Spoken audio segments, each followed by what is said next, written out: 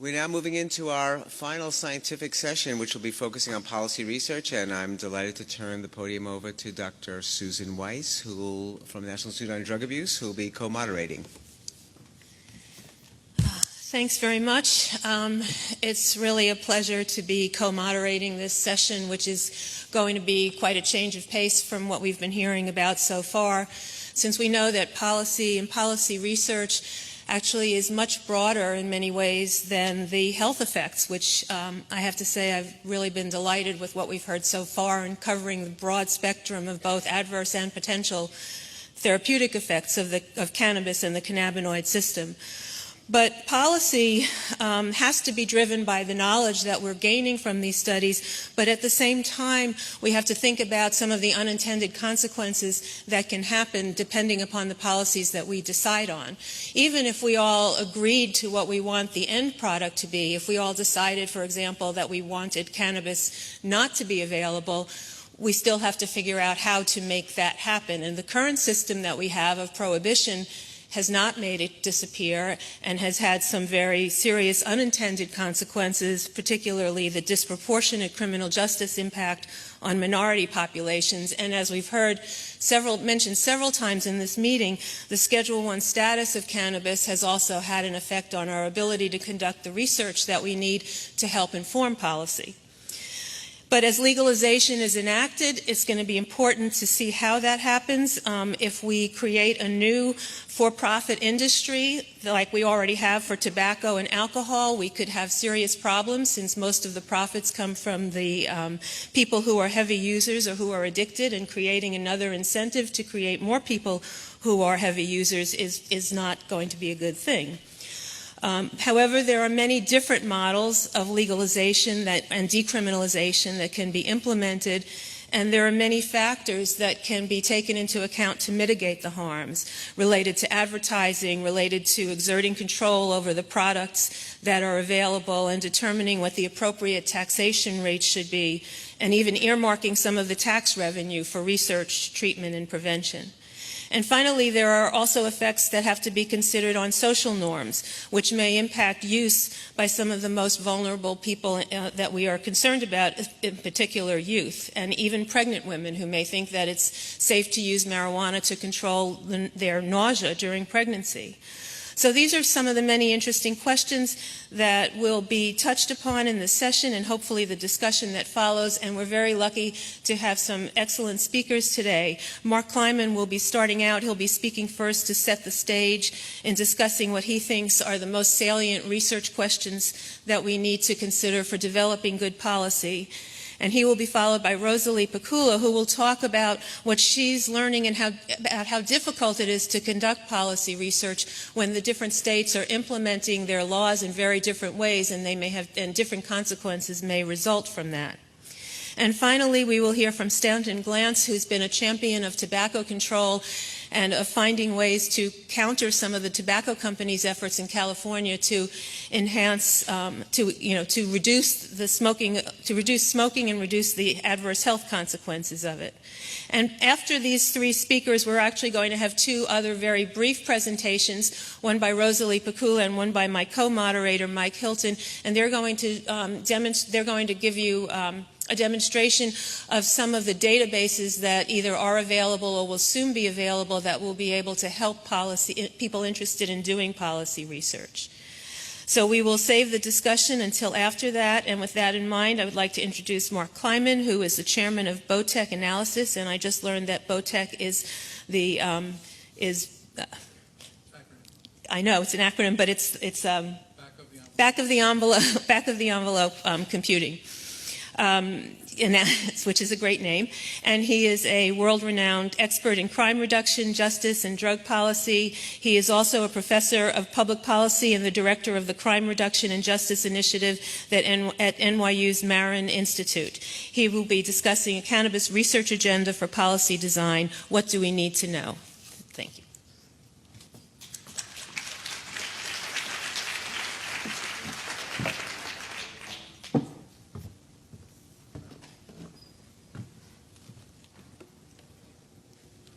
Thanks for that kind introduction. I had carefully left my talking notes up here, and I think they got cleaned up. Okay.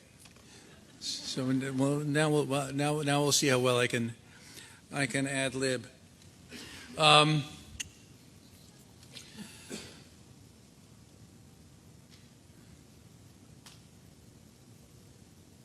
There's been lots of discussion so far, and in the introduction, to the harmful effects of cannabis and to its potential therapeutic uses. There's a category left out there, which is that people who use cannabis not in the medical context use it because they enjoy it, or they use it to enhance some other part of their lives. We heard earlier discussions of the unwanted side effects of cannabinoids used therapeutically, including the dreaded euphoria. Okay, can I see by a show of hands how many people here have too much euphoria in their lives and wish there were less of it? As cannabis becomes legal, and I think just as a matter of prediction, I think it's likely to become legal, it would be helpful, but it would be a very strange activity for the National Institutes of Health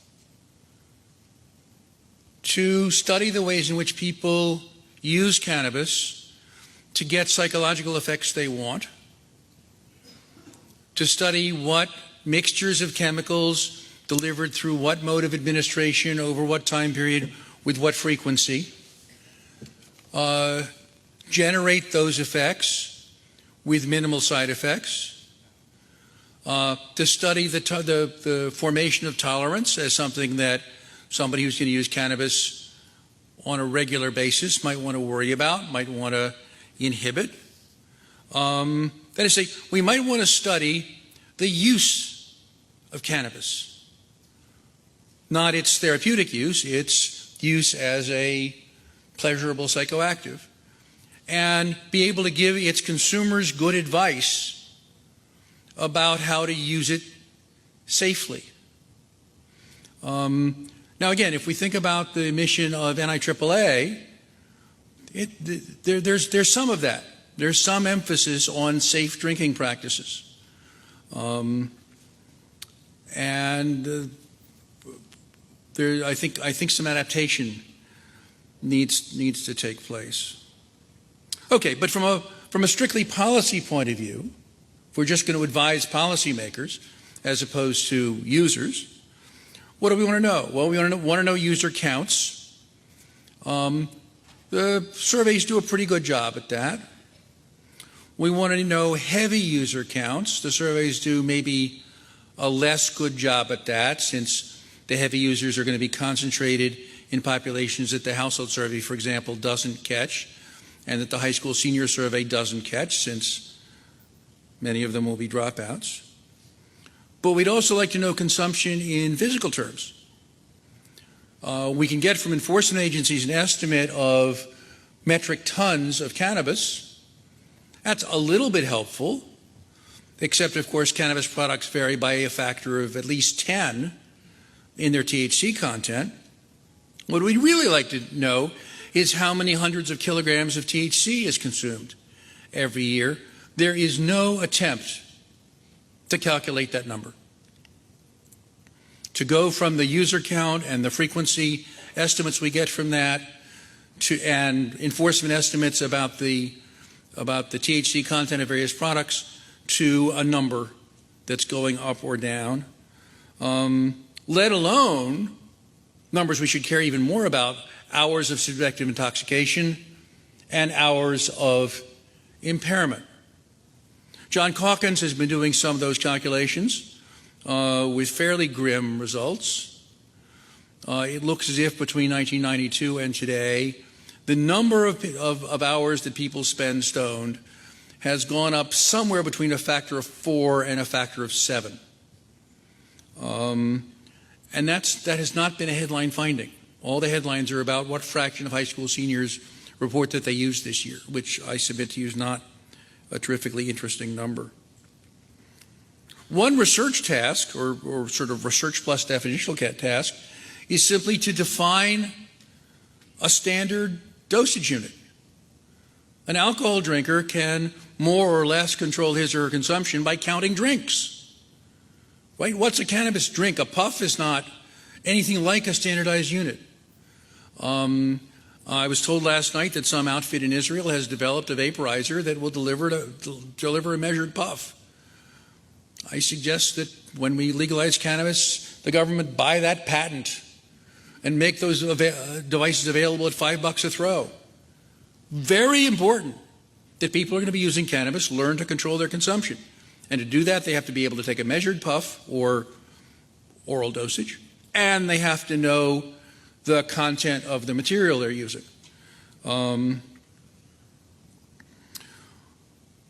We'd like to know something about the rate of use to intoxication versus use not to intoxication. Now that seems like almost a strange question to ask, since cannabis as used in the U.S. is primarily used as an intoxicant. But again, I want to stress alcohol as the contrast term here. Most drinking incidents in the U.S. are not for the purpose of intoxication, and they do not, in fact, proceed to intoxication. In fact, we have a special technical term for drinking to intoxication. We call it binge drinking. That is a relatively rare incident to drinking. Most drinking incidents aren't binge drinking incidents, even though most drinks are a part of drinking binges. Again, it's the 80-20 rule at work. But I'm told that there are cultures, in Australia, for example, where it's perfectly routine to pass a joint around before a dinner party, and everybody takes one little puff because it's going to make the food taste better and the conversation go better. And if an American shows up and takes an American-style drag, he's regarded as a barbarian, like he chugged the bottle of wine. You're not trying to get stoned. Well, how good would it be if we could introduce into this culture the notion of using cannabis not to get stoned? But a first step would be to measure whether anybody actually does that. And as far as I can tell, that's just not on the agenda at the moment. We'd like to know, as we do for alcohol pretty well, what the distribution of use is by use decile across the population. We'd like to know the conditional probabilities of cannabis use disorder as a function of age at first use.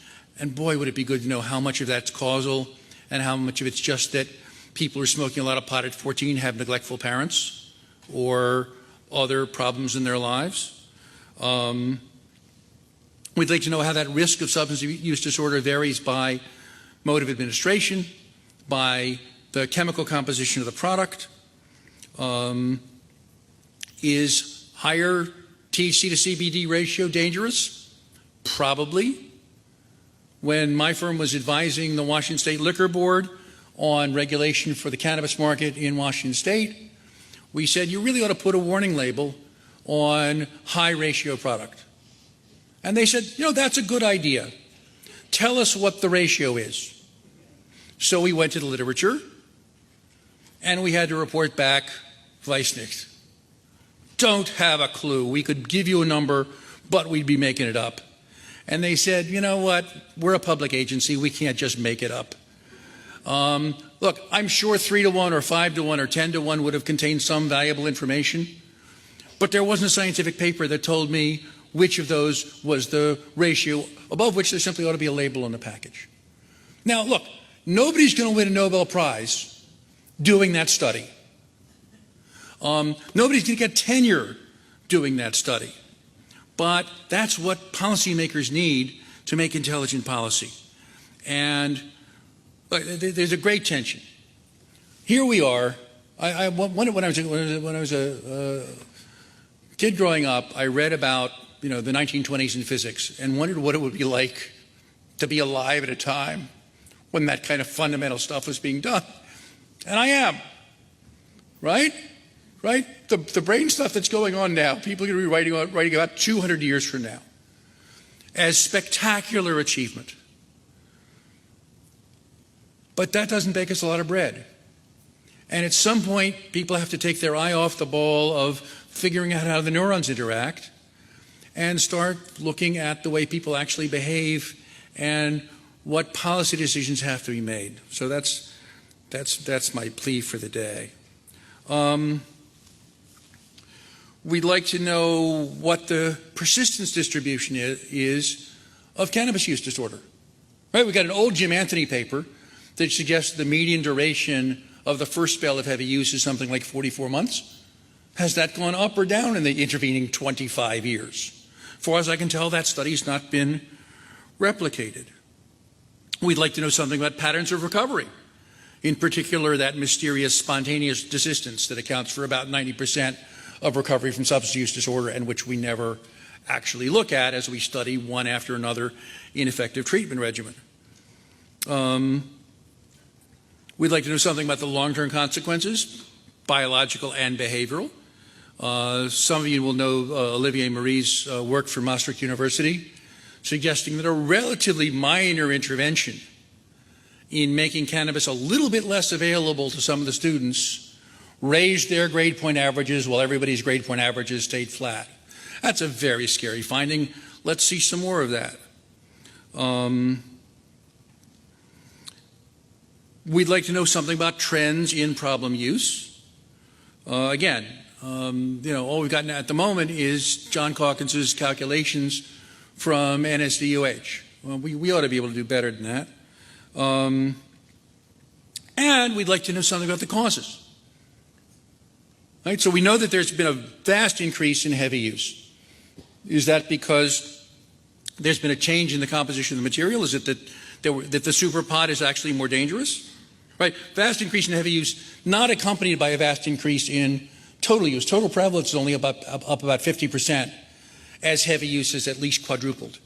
Right? Is it that the material is more dangerous? Is it its changes in routes of administration? Vaping, of course, avoids the lung insult, but there's lots of anecdote around both for cannabis and for nicotine that because vaping avoids the throat insult and is somewhat more convenient than having to light a match, people vape a lot more than they smoke and run up their tolerance a lot faster. Now, again, as somebody said earlier, the plural anecdote is not data, but come on, let's get some data. Right? The movement is toward vaping. Is that a bad thing? We should know. The other hypothesis about why there's been an explosion in heavy use is the price has gone down. The price of an ounce of cannabis is flat, and that's what gets reported by DEA.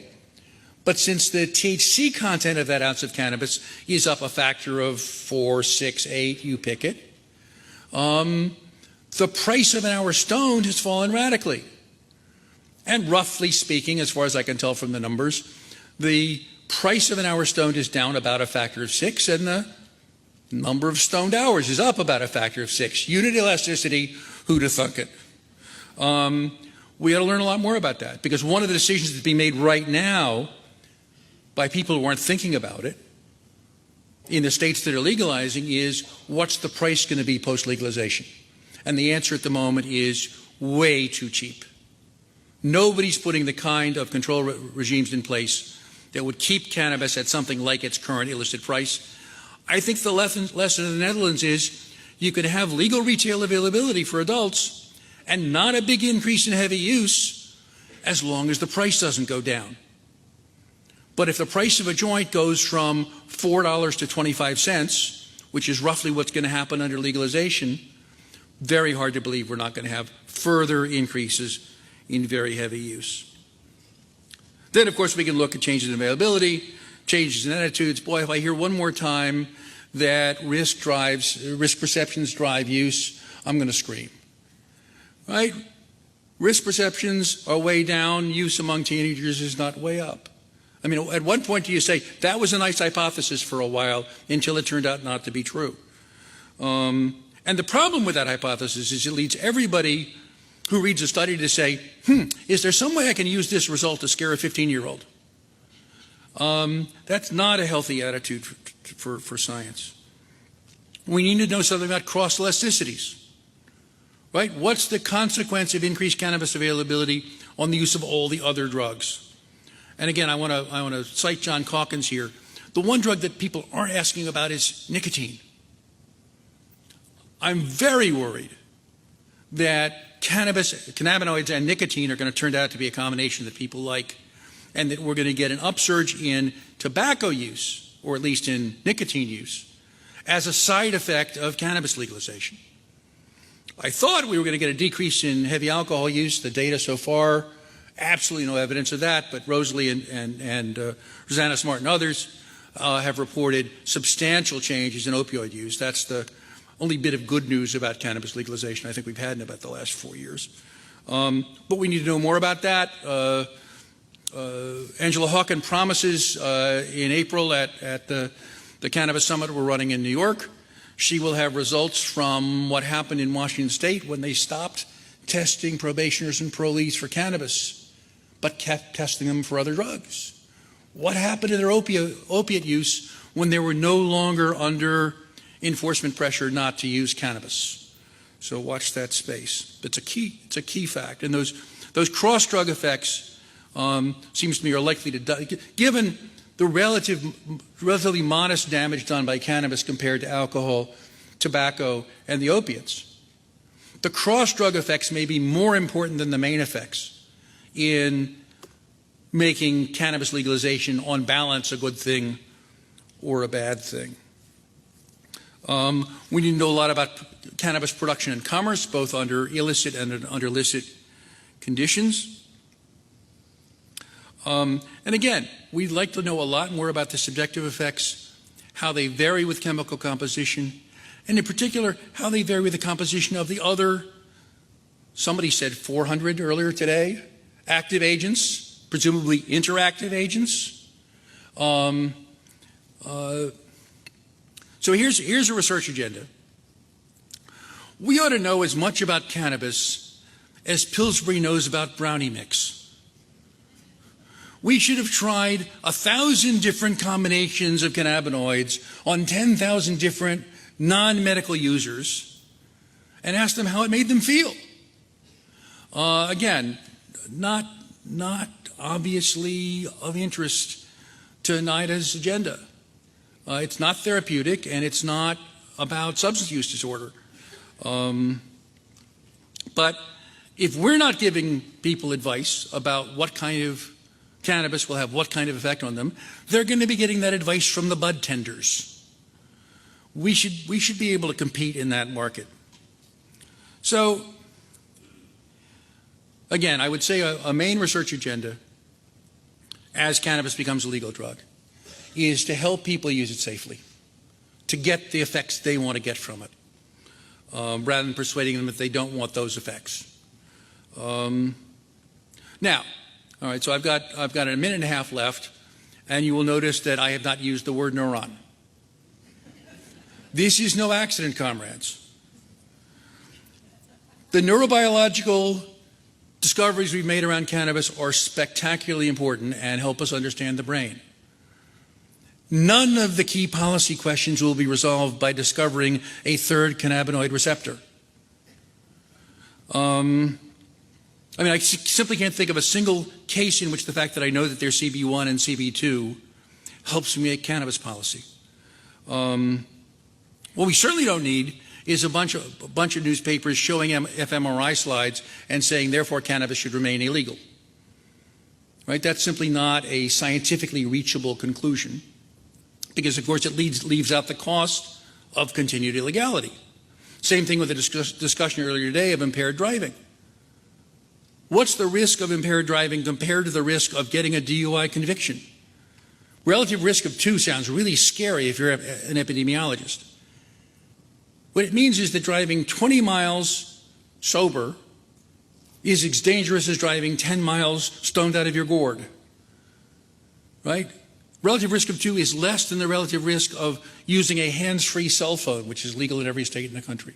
So we need, as we do all the scientific work, we need to take into account the fact that the policies have effects that we're not going to be measuring scientifically, like how many people got arrested, how many people went to jail, how many people now can't get a job because they've got a DUI on their record. Cannabis can be harmful, so can an arrest record. We need to do our scientific work with due modesty about what it can and can't tell us. And it would be helpful if we stopped making apparently scientific claims that actually go beyond our data. Thanks very much.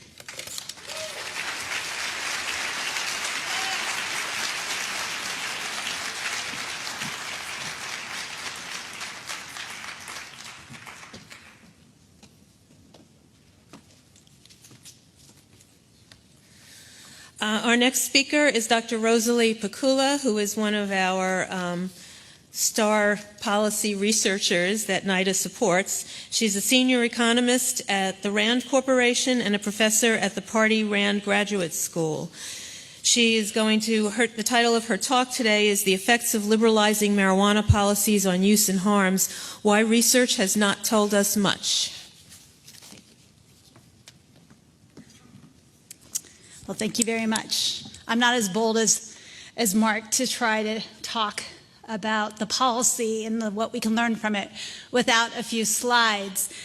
I was asked to summarize the literature and come up with conclusions of all the research that's been going on the effect of these various state policies and indeed some international policies on marijuana use. And as you can tell from the title of my slide, the answer isn't necessarily as appealing as various people in different advocacy groups would like to say. Why do I say this? We've had changes in marijuana policies happening in the United States for decades. Decriminalization of marijuana happened at the state level back in the 1970s. Medical marijuana has been going on since the mid-1990s, and legalization now is in its infancy, but just a few years old. Why do I say in 2016 that we can't say much? And the answer is really drawn on four basic premises, and I will use the rest of my time to talk about these premises.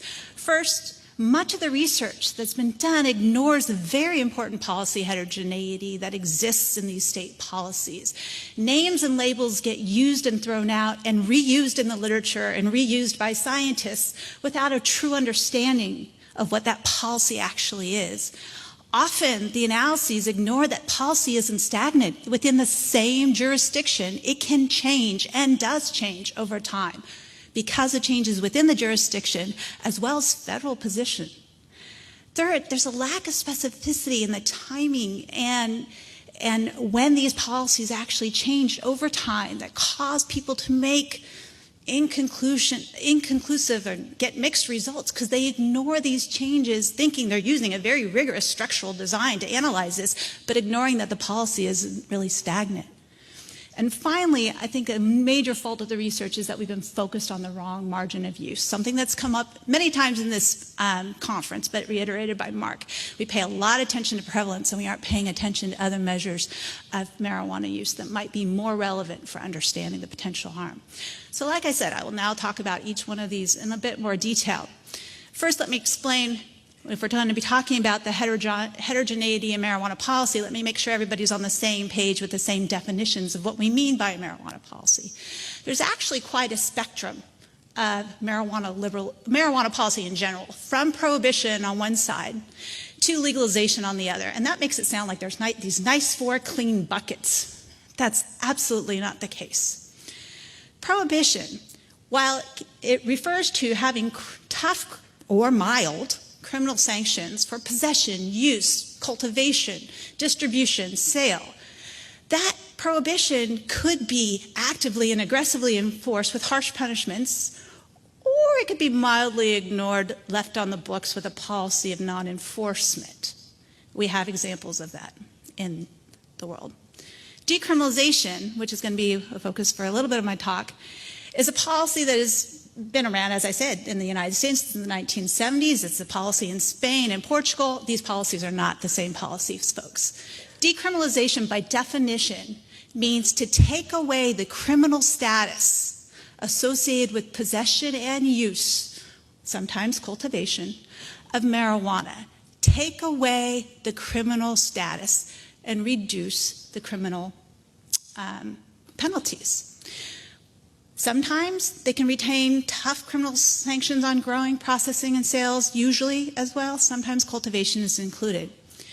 The problem is that strict definition, which was the definition given in the 1972 National Conference for defining decriminalization, is not what the states did in the 1970s. Several states that passed so-called and publicly recognized decriminalization policies did not remove the criminal status of these offenses. It was still a criminal offense, and while people did not get thrown in jail for first-time offenses, they got a fine, a reduced penalty, they still have the criminal record. Second-time offenders and third-time offenders in many of these so-called decriminalized states were punished to the full effect of the law because it was only reduced for first-time offenders in some of these states. That sort of policy variation matters when you think about the vast majority of arrestees are not first-time offenders. The vast majority are repeat offenders, are being subject to subsequent laws. So what's the effect of this decriminalization policy when it's only applying to first-time offenders or only applying to small amounts? And if we're analyzing this law and ignoring that, we're missing half of the logic of understanding the state policies. So by 1990, we still have only 11 recognized decriminalized states. But in careful analysis that we did, state statutes, you cannot distinguish a so-called decriminalized state from a non-decriminalized state if you look at the elements of what get captured in those first 11 statutes. Rules applying only to first-time offenders or small amounts were existent in another 11 to 12 states. So if you have only an N of 50 and some of your control group looks just like your treatment group, the effect of your study isn't going to be very good. It doesn't take a rocket scientist to understand that. And yet, the studies that have studied this still find a positive effect, many, of decriminalization on marijuana use. Why? Is it the policy? Or I would say it's the label. It's the label of decriminalization, the advertisement of the policy, and not the actual knowledge of the law. In fact, Rob McCune and Peter Reuter and others have showed that people don't really know if they live in a decriminalized state or not. They have no clue when you ask them what the criminal penalties are. But they do recognize a so-called decriminalization statute. Labels of a policy matter. That's important for understanding the literature on medical marijuana as well. Medical marijuana laws initially were all about removing the criminal sanctions associated with possession or use of typically small amounts of marijuana for the purposes of a medical condition or symptom, an allowable condition. The early laws said nothing about supply because they were afraid of the federal prohibition and what it would do if they said something about federal prohibition. It wasn't until a little bit later, when states started doing this and the feds weren't cracking down every patient in every state, they focused on one state in particular, that then all of a sudden supply started getting more explicitly addressed in these laws. Now, if you look at some of the policy advocacy groups and recognized state medical marijuana laws and tracked by year what they actually said was an allowable law, Arizona passed a law the exact same year as California. It didn't get held up by the Supreme Court. But if you care about norms and you're interested in studying about perception of marijuana as a medicine, the fact that more than 50% of the voting public passed a law that said we want this for therapeutic benefit, doesn't that matter for norms? But if the advocacy group says, well, and in fact, it didn't become legal, but the shift in norms has already been reflected in that state. So the outcome you're interested in studying might not be as sensitive to the measure of the policy unless the policy you're talking about is talking about your outcome, access. If you care about access, then you might care about policies that allow for home cultivation. That's one form of access, or allow for dispensaries. There are 24 states. Again, this can vary depending on the group that you look at in terms of recognized medical states that recognize medical marijuana, that are widely recognized in the media. These are the known medical marijuana states. They're far from homogeneous, people. They have huge variation in terms of the rules regarding access to patients, who, under what conditions, for what symptoms, at what ages. Are patients required to register, which makes them go through extra hoops, or is that just kind of recommended or not required at all, in which case it makes it very difficult for law enforcement to crack down on a recreational market when you can't really distinguish who a patient is and who's not a patient because there's no formal registry. Caregivers. Can caregivers only take care of one patient, or can they take care of 10, 20, 100, whoever joins the cannabis group? Does there have to be a relationship with a patient? These sort of elements are reflected in some of the laws. Some laws are very loose in the definitions. Some laws are very, very tight in those definitions. Those have different implications on the mechanisms and access that then become enabled by the law. Quantities allowed to be possessed, cultivated, is clearly relevant for thinking about access. Whether those quantities could be grown outdoors or indoors, that matters if you care about access to people who are just walking in a neighborhood. Source of supply, and whether it's part of the allowable supply chain, whether dispensaries are allowed. And even states that have dispensaries, a lot of my own work has been focused on the impact of states that allow for medical marijuana dispensaries. These represent very heterogeneous systems today than they did even 10 years ago. Differences in terms of who the regulation authority is, and by that it's important to think about what does that agency actually care about when they regulate an agency. Rules regarding which products are allowed to be sold at what levels of THC. Rules regarding the number of outlets, the density of outlets, where those outlets can be located, and whether or not dispensaries can operate on a for-profit basis or just a non-for-profit basis. And if you think that's confusing enough, if you really care about changing norms because it changes perceptions or perceived harm, if that's what you're concerned about, I know Mark's not, but others might care about that. You might actually care about the other 12 some odd states, 11 states, that since 2014 has passed laws that allow for the use of high CBD products only. These are not part of what get talked about in the medical marijuana laws that are frequently talked in the media or by advocacy groups and the like. And yet, in some of these states, not all, access to high CBD marijuana is available for some of them. Not all of them, it's not a homogeneous, but my point is simply this. If those yellow states are in your control group, maybe your analysis is not necessarily doing what you think it's doing. Finally, there's the definition of legalization, and by this I want to be careful and explain that this is access and allowances to use, possess, cultivate, not just for medical patients, but now for anybody over the age of 21 typically, as well as the allowance of supply, to grow, to distribute, to process into other products, and to sell and market the good. Legalization is not a dichotomous decision. In a recent report that Rand was involved in for the state of Vermont, we provided recommendations to them on the different supply structures that might be available if they chose to legalize through the legislative process. In the far left-hand corner, there's the prohibition and increased sanctions, the opposite of legalization. Again, there's the prohibition and decreased sanctions, a lighter version of prohibition. All these other 10 boxes are alternative supply mechanisms that could be feasible for a state that wanted to legalize, and yet the one that gets discussed most is the standard commercial model. We need to stop thinking about legalization as a 0-1 decision because it's not.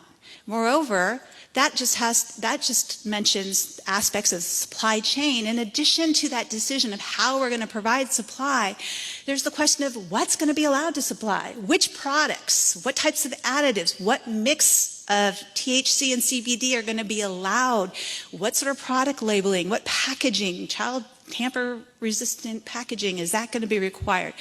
Are there regulations on servers? These are all rules that we have in place for alcohol and tobacco and have been studied for decades that are known to influence access for certain high-risk groups.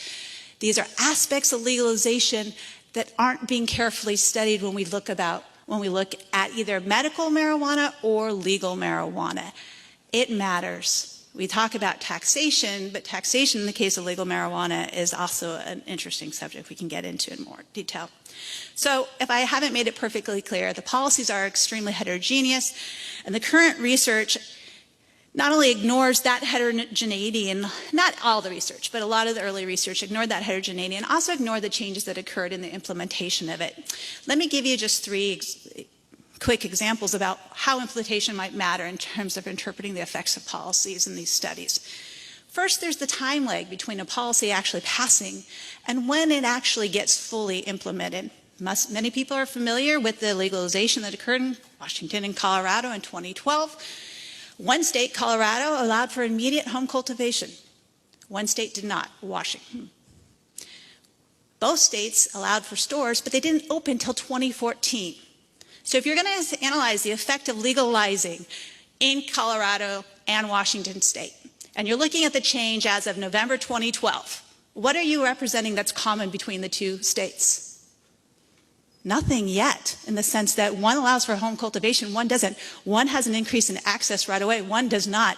If you group them together, are you going to get a common effect? What is it telling us if you do? I'm not, in the work we've done, we see no common effect, and that makes a lot more sense to me. And if you care about access, don't you care about when the stores open? We don't have those studies yet because it just started happening. It takes time for the data to come out. Same thing for Oregon, Alaska, and Washington, D.C. Second, as I mentioned, some of these state policies are changing in some really important ways over time. Here's a look at just a single state, Maine, which passed its first medical marijuana law back in 1999, and it shows 4 specific dimensions of the state law that we were tracking for all the states that we thought might relate to access and change norms and use. First, patient registries. Were they required? Was it a highly restrictive monitoring of patients, or was it just if you wanted to or not required at all? Maine's initial law? No, it was not required. Because there's a real risk of the federal government at that time that if you put your name on a piece of paper, you might then be a target by the federal government. Understood, but that's different than many state laws that passed since 2009. Was there an allowance for general pain as a symptom or a condition versus neuropathic pain, which is very specific, cancer, which is very specific? What sort of conditions? So allowances for pain we interpreted would be broader and provide more access. Home cultivation, did they allow for home cultivation, and what were the restrictions? Again, that if it's home cultivation, there's a little bit more access, unless it's really narrow in the conditions that are being applied. And then finally, were dispensaries being allowed? And with dispensaries comes a level of marketing that has been studied by a number of other investigators. As you can see, Maine's policy for 1999 is fundamentally different than what existed in 2009. But if you only look at the effect of a change in the policy as of 1999, you're missing some of the important story and change in implementation that occurred in Maine as just one state. That's one state. Here's 4 more, most of which were early adopters and continue to change their policy along important dimensions that we think influence access, norms, and use. It's not just the state's laws that are changing by themselves, there's also a federal response. What this graph shows on the far left axis is the number of registered medical marijuana patients at the state level. The blue bars represent the number of states that have passed any type of medical marijuana laws, and I borrowed this from a colleague of mine, Eric Savani. What you can see here is that even in the late 1990s, early 2000s, when there was an increase in the number of states passing these laws, the number of states requiring state registries was not very small. The number of patients were fairly small. So if you're evaluating the impact of medical marijuana laws on use and you're worried about spillover effects, if the number of registered patients is low, would you expect big spillover effects? Then we have the October 2009 Ogden memo, which basically was the Department of Justice saying, look, we're going to let states experiment with medical marijuana systems if they regulate themselves and follow certain rules. Oh, now states perceive the ability to more aggressively, actively regulate this medical business that's emerged. And you see an increase, not just in the number of states that pass these laws, but requirements in patients to become registered with the passage of the Ogden memo. Third, the policy implementation may or may not be consistently applied within the state in which the law is passed. California is one of those states lots of people like to study, and let me give you one reason to be very cautious of studies in California. And those of us who are working in it are aware of this, but this is just showing in blue the number of counties that do not explicitly allow dispensaries. And so when the California passed this law in 1996, there was no explicit allowance of dispensaries until 2003. But you still had San Francisco who said, it's okay. Then you have, over time, with the passage of California's 2003 law, as well as the change in the federal position, an increase in the number of counties, and this is not cities, I'm just talking about county jurisdictions, that allow for dispensaries. So if you're going to look at the effects of access through dispensaries in California and you only focus on the early years, how much are you going to learn when we don't have many dispensaries except for in a couple counties? If your population for California is being drawn from Riverside County and there's no dispensaries there, surprise, there's no effect. We need to be careful. We're not in labs where we can control these things, so we as social scientists need to be very careful that we understand what law is taking place in which area. Studies are getting better at this. But it's not surprising that because of all this heterogeneity and the lack of specificity, that if you go to the literature and look at the effects today of medical marijuana laws on use, and I show only a few studies, this is not intended to be comprehensive. The first 4 studies all look at 30-day prevalence adult use, 3 in the exact same National Survey of Drug Use or Health survey. They all use very careful and statistically appropriate methods that allow to control for other potential confounders. They include state fixed effects, very well designed studies, and you still get different effects. If you look at 30-day frequency of use or near daily use, again, 2 very good studies, very well designed, slightly different effects when you look at the effect of any medical marijuana law, or if you look at treatment admissions. And there's many, many more studies that fall into each of these buckets. It's not that this is bad science necessarily, it's the fact that any medical marijuana law is not capturing that heterogeneity I just referenced. It would be better to be more specific, and studies are beginning to do that. They're getting much more careful in looking at the dimensions of the policy that they want to examine, that they think are most tied to access or use, in the case of this case, recreational use. And the studies are getting a little more consistent. Now, why do I say that? I am showing you here 5 studies, all looking at adult outcomes, 2 of which show no statistical significance of dispensaries on use, and then the other 2 are looking at other prevalence measures and actually show a positive effect. How are these consistent? Because the variable that we're talking about is legal dispensaries. As I mentioned, in 2009, the federal law said, the Federal Department of Justice basically said, we'll let states that are more careful at regulating do their thing. They just can't allow it to be run by people who are tied to drug trafficking and the like. Those dispensary systems that emerged post-2009 were much more highly regulated. Ask anybody living in Massachusetts or New York. While their states allow for dispensaries, it is a very tight system.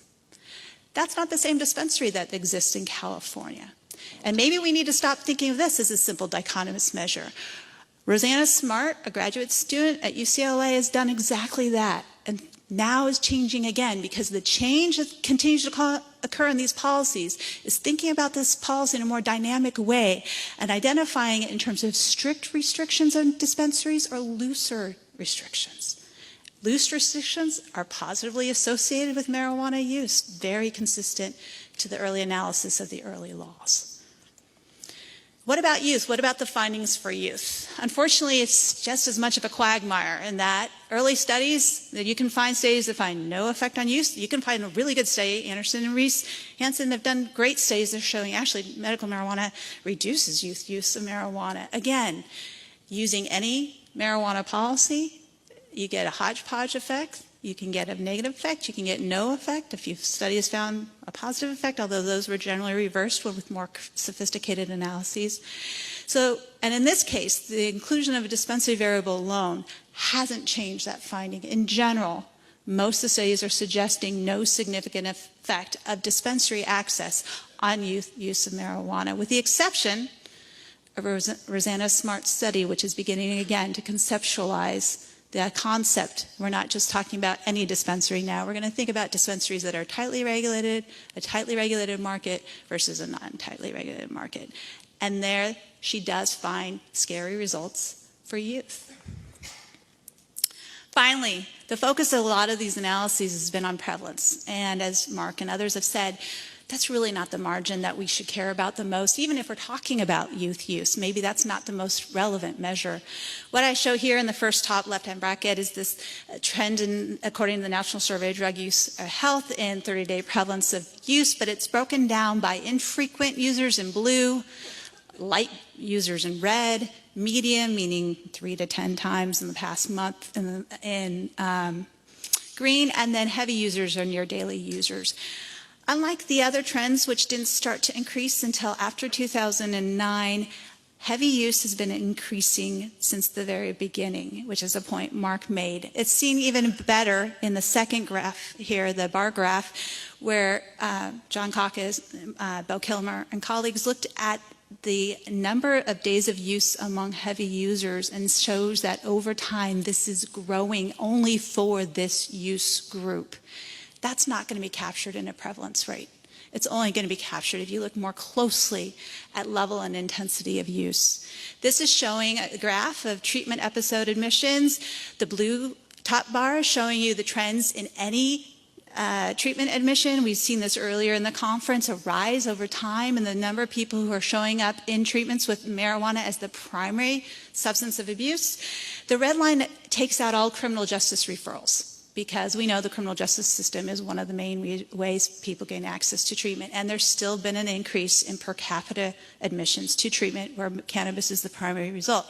This is not a prevalence measure. This is an indicator more of heavy use, something that we should be paying more attention to. So as researchers, and to better understand the effects of these policies, it's imperative that we start to think more closely about alternative measures for harms. Near daily use is a good measure.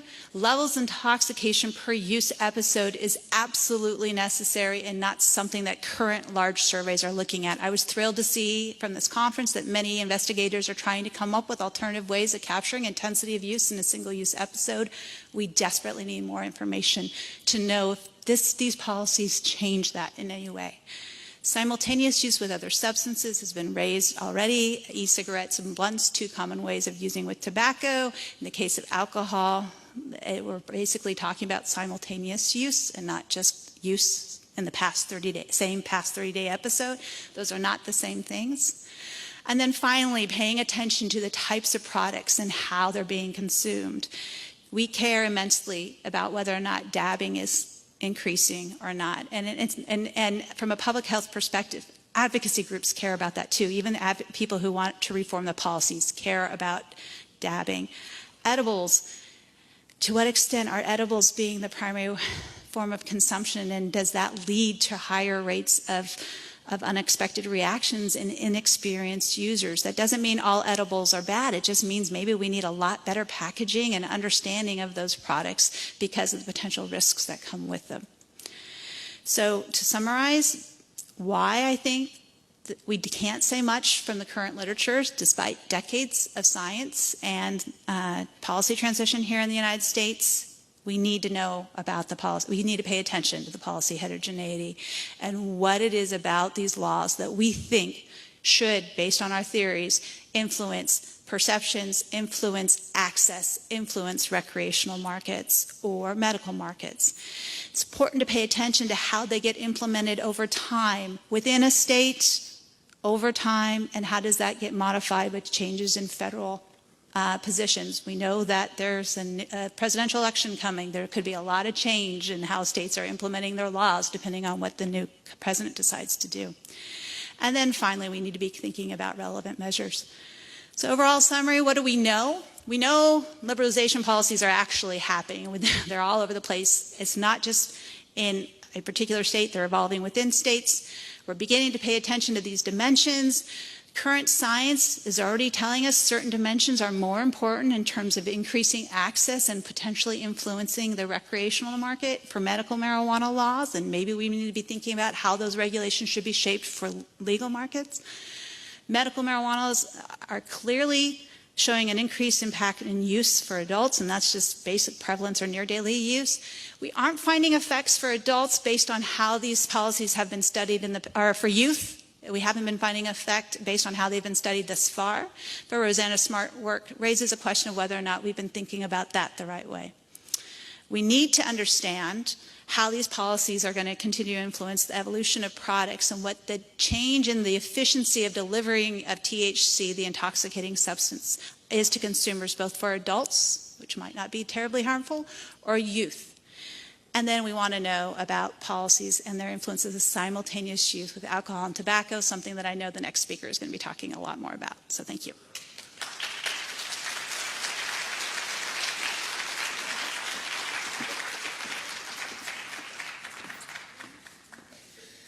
Okay, our next speaker is Stanton Glantz. He is the professor of medicine and director of the University of California, San Francisco Center for Tobacco Control, Research and Education. The title of his talk today is Regulating Retail Marijuana, Lessons Learned from Tobacco Control. Well, thank you for having me. I'm a newbie to this issue, and I've certainly been learning a lot. And I think the first comment I'd like to make before getting into the specifics of the talk is that the reason that I've ended up sitting here talking at a meeting on marijuana is because if you care about tobacco, you have to care about marijuana. The use of these two products have become inextricably intertwined. And I think to try to make marijuana or tobacco policy, and I see we have our people from the FDA here now who have assiduously tried to avoid marijuana, and you can't, because at the very least it's a hugely important confounding variable. Now, as I said, I'm a tobacco guy. I've been fighting the tobacco companies for a long time. I actually like talking to this audience because when I talk to undergraduates, I used to say, how old were you in 1978 when I got involved? And then it became their parents. How old were their parents? But their parents were in like the third grade. So at least some of you were alive in 1978, and that makes me happy. But the first point that when I started realizing I had to start paying attention to marijuana was I was at a meeting held by the California State Department of Public Health, where they bring together all the local county health departments and the schools. And the tobacco prevention people from the schools were saying, what can we do? We need to know about marijuana. Because in California, at least, the traditional historical relationship of tobacco being the gateway to marijuana has now reversed. More kids are initiating substance use with marijuana than tobacco, and if you go into the schools and do a survey and say, do you smoke, they think, do you smoke pot? If you want to know about tobacco, you have to say, do you smoke tobacco? And, I think anybody who's interested in doing tobacco prevention control, regulation of tobacco products, has to take into account this linkage. And then e-cigarettes came along, another area that I've been kind of sucked into. And e-cigarettes are used, as you've heard from several of the speakers, as a way of taking cannabis in a whole variety of forms. And a friend of mine refers to this as the new Bermuda Triangle. And you really, I don't think, can work in any of these areas without thinking about all of them, because the interrelationships of them are very, very strong. And while I generally agree with what was said before about understanding how receptors work and all of that is probably not something at the top of the list of most politicians, I was struck in one of the slides. It's looking at the common pathways that these tobacco, alcohol, or nicotine, alcohol, and cannabis operate through. And I think that is an important reality and probably explains some of the behavioral things that we're seeing. Now, the irony in all of this, and this was a point made to me by the head of the ACLU in California at a meeting talking about legalization of marijuana, he said, isn't it ironic that tobacco is legal, socially unacceptable, and use is falling, and marijuana is illegal, socially sanctioned, and use is increasing? And so he said, I guess this was at the end of a long day where a bunch of scientists are tobacco scientists are trying to tell the people interested in marijuana legalization what they could learn from tobacco. And this was the comment that he made at the end, and he said, so I guess what you're saying is you really think marijuana ought to be treated more like tobacco. And that, to me, is the fundamental insight which has driven my thinking about this ever since, is that we want marijuana to be like tobacco. We want to stop throwing people in jail for using it, and we want nobody to want to use it. You know, there may be some medicinal values, as we heard earlier in the meeting, and I think if those are studied properly, which, as you heard from several of the speakers, is very hard to do because of the current legal environment at the federal level. But, you know, the ideal thing would be to go out and do proper clinical trials. If there are therapeutic values for marijuana or marijuana products, then do the proper studies, give them to the FDA, get them approved, and make them available properly, and get it out of the current kind of it's like the vitamin supplement, nutritional supplements industry. And so the rest of my talk is going to be, how do we make marijuana like tobacco? That is, to where people don't want it. Now, the first thing you have to keep in mind, and one of the earlier speakers said this is a meeting about the neck up. I'm going to also talk about the neck down. And the first thing is that if you look at marijuana smoke, it's not all that different from cigarette smoke, or for that matter, wood smoke or diesel exhaust. And so a lot of the biological effects that that have been well documented for cigarette smoke, wood smoke, and diesel exhaust, it's reasonable to expect those from marijuana. And in fact, in California, the California Environmental Protection Agency, under something we have called Proposition 65, did a formal risk assessment of marijuana smoke in 2009, and marijuana smoke is listed as a compound known by the state of California to cause cancer, and that brings certain legal obligations with marijuana. And the California Environmental Protection Agency, and I sit on one of their scientific oversight committees, not the one that dealt with this report, but these are people who work to extremely high scientific standards. And I think marijuana is a carcinogen. And, you know, all the details aren't there. There's a lot of difficulty in doing these studies, but people need to know that. Also, there's emerging evidence for cardiovascular effects that are very important. This is a study that we did at UCSF. I'm one of the cast of thousands there. We did have more rats than authors, though. And what we found is that exposing rats to secondhand smoke had immediate negative impacts on their vascular function, on the artery, what's called the vascular endothelium, which is very heavily implicated in both the development of heart disease and the triggering of heart attacks. And in fact, and this surprised us because we were expecting it to have less effects, partially for some of the reasons that were talked about earlier and partially because THC is a vasodilator, but it turned out to be 50% worse than cigarette smoke.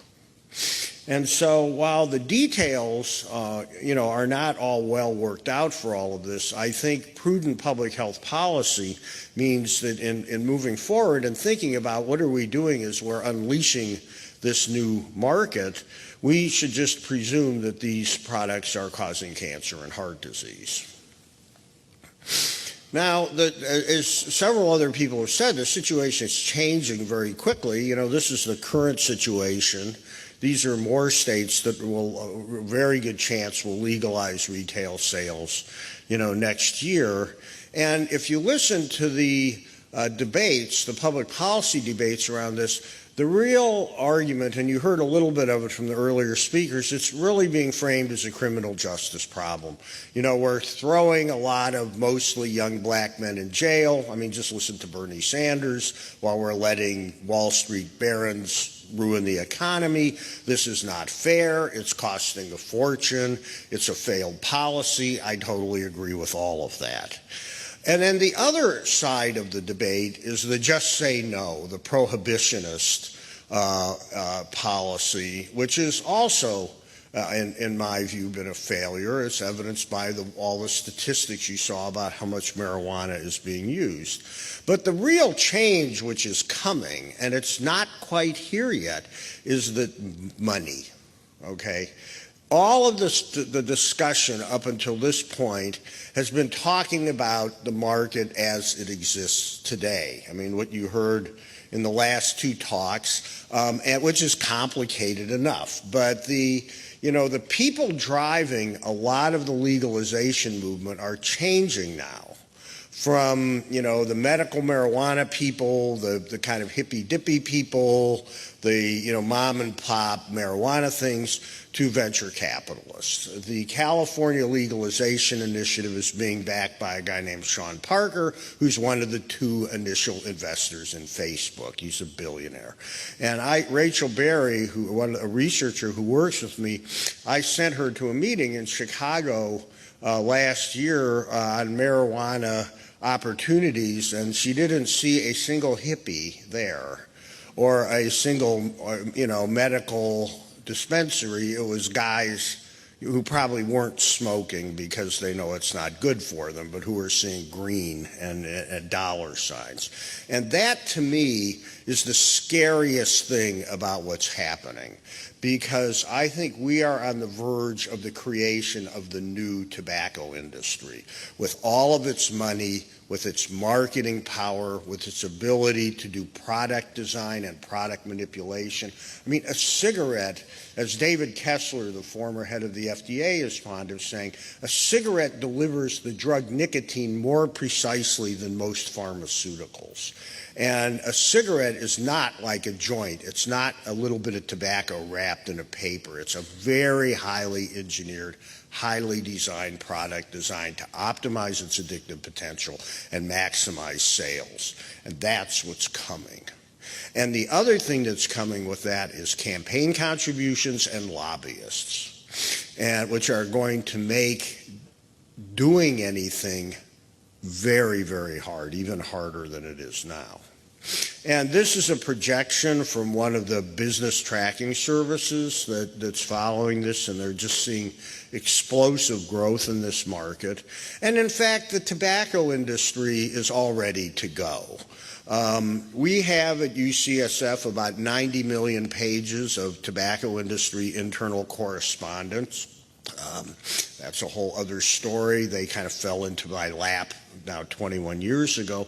And we were looking for something else and randomly bumped in to the planning documents for Philip Morris and British American Tobacco on what to do about the imminent legalization of marijuana. Now, this was in the 60s and the 70s, and I don't have time to go through the whole thing, but this is one of the documents here. This was from British American Tobacco way back in 1978, and what they said is medical pressure against cigarette smoking increases.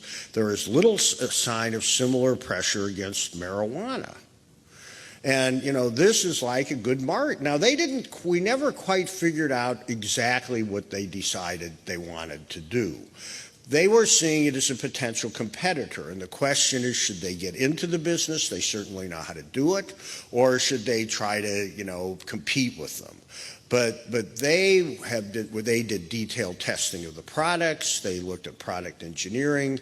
They thought about marketing. And I think that the minute that this is legal federally, and I think they're going to be in there, or somebody like them is going to be in there in a second, because smoking is going down because of all the success we've had. At the same time, marijuana use is increasing. So if you're just a plain old capitalist wanting to maximize shareholder value for your shareholders, it's sort of an obvious thing to do. But even if they don't, somebody else will.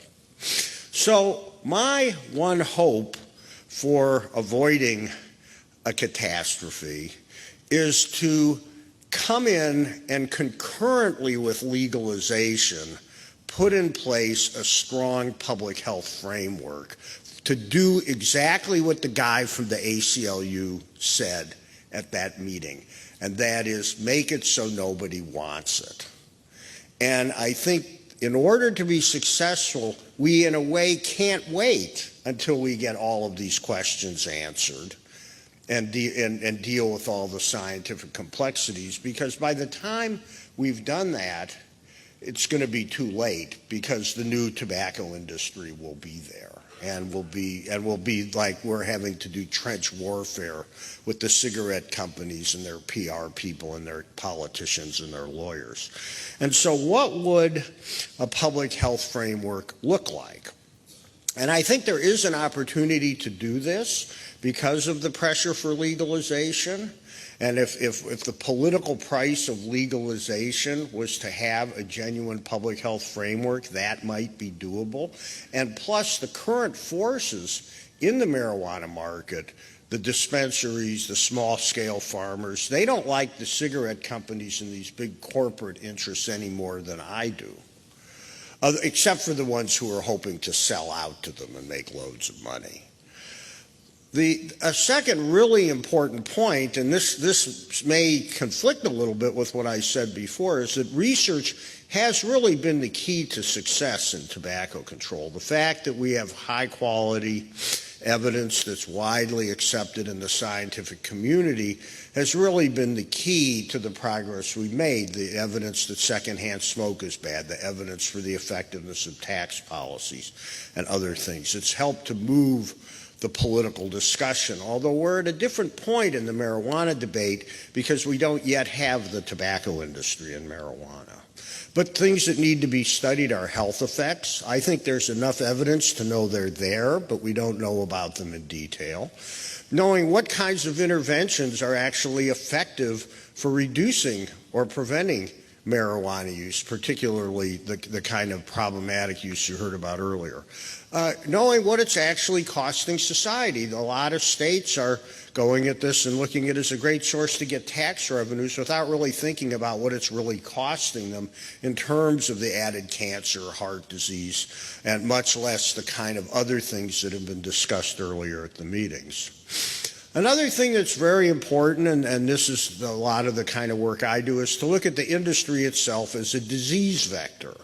Margaret Chan, the head of the World Health Organization, is fond of saying that viruses don't hire public relations firms and lawyers, and don't sue you, and the tobacco companies do. And you have to realize, and this is something I do in all my tobacco presentations, every cigarette not smoked is a little public health success. Every smoker who quits is a little public health success. It's also money out of the pockets of some of the wealthiest, most aggressive, and unethical multinational corporations in the world. And they understand that better than we do, and they work really hard to keep effective policies from being put into place. And so you need to study them. You need to understand the industry itself and how it's trying to influence the policymaking process.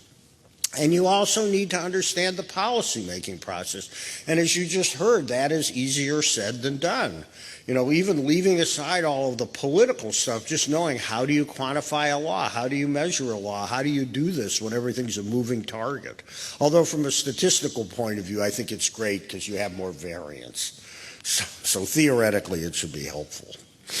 So what are the principles that I would have in this framework? Well, the first thing, and one of the key lessons we've learned from tobacco, is that marijuana and prevention and control has to be directed at the entire public.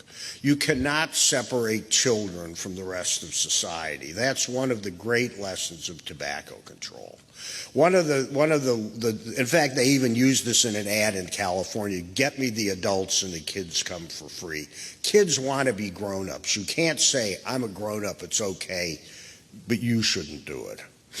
Hard-hitting mass media public education campaigns that denormalize use work. There's lots of evidence for that. Including marijuana in comprehensive smoke-free and other public usage laws is very important. The advent of the smoke-free society has completely changed the entire dynamic around tobacco, and it's gone from being a social plus to a social negative. If marijuana use is something that's tolerated rather than celebrated, that's an important thing to do. Plus, we already know enough about it to know people should not have to be involuntarily exposed. And that it needs to be taxed at an appropriate level, and you heard about that before, but the taxation that's being done, I think, is way too low. But also, like in the places that have done effective tobacco programs, a piece of that money needs to go to fund effective, aggressive demand reduction programs, and also research. Research in basic science to understand what's really going on, the kind of things that we've been talking about, all the way up through the kind of policy research that you just heard about. And another thing which is hard to do in the United States because of the First Amendment, although maybe we'll have a new Supreme Court that isn't quite as crazy as the old one, is putting in place strict advertising and marketing restrictions. Because if you look at the use of e-cigarettes, for example, as long as e-cigarettes were the mom and pop vape shops, kind of like the little mom and pop marijuana dispensaries, use among kids wasn't increasing. But the minute the mass marketing started, the minute the big companies got in, started putting it in convenience stores, things like that, that's when the youth use took off.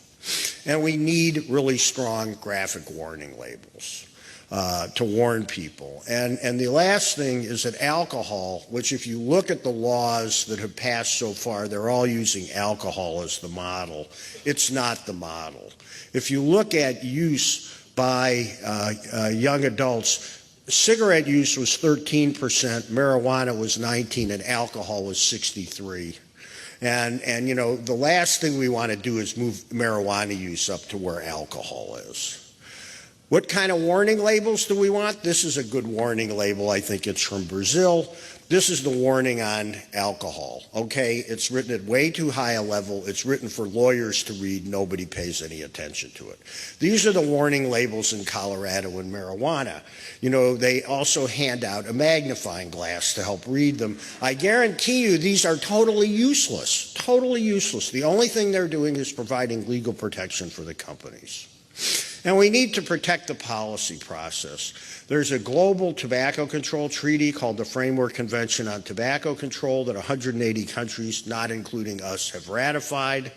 And it includes a really important provision called Article 5.3, which says broadly that the tobacco industry should not be part of the policy-making process. They should be allowed to express their opinions like everyone else in a democracy, but they shouldn't be on the inside of the process. And if you look at what's going on in the states, this is the advisory committee for Colorado. It has 2 medical marijuana people on it. It has the person who ran the campaign to get medical marijuana done. It has the alcohol industry on it. There is not a single public health presence on this committee. If you contrast that with the committee charged with overseeing California's tobacco control program, every single one of the members is a public health person. There is no industry presence. This is the way that these campaigns should be managed. If you look at the prevention programs, this is Washington's program, Ask Your Teen, Talk to Your Teen. If they look, you know, don't wait till your kid gets older, talk to them. They're exactly like the tobacco industry's youth smoking prevention programs, which have been shown not only to not work, but to actually increase youth smoking. I think the prevention programs the states are running right now, a lot of people think they're actually marketing campaigns. These are what really good tobacco prevention messages look like from Colorado, from the Truth Initiative, and from the FDA's Real Cost campaign. So finally, what do you want? You want a robust demand reduction program launched concurrently with legalization. You want to have independent oversight of the campaign from people whose job and personal and institutional priorities are the protection of public health. You want to launch comprehensive programs that are modeled on the best evidence-based tobacco programs. You need to include marijuana in existing smoke-free laws without any exemptions.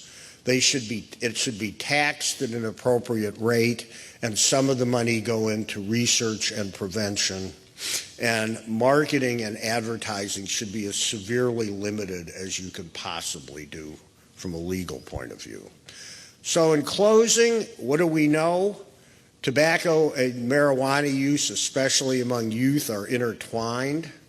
Marijuana has adverse health effects, including cancer and heart disease, as well as some of the things you heard about earlier. Major corporate interests, including tobacco, see marijuana as a future profit center.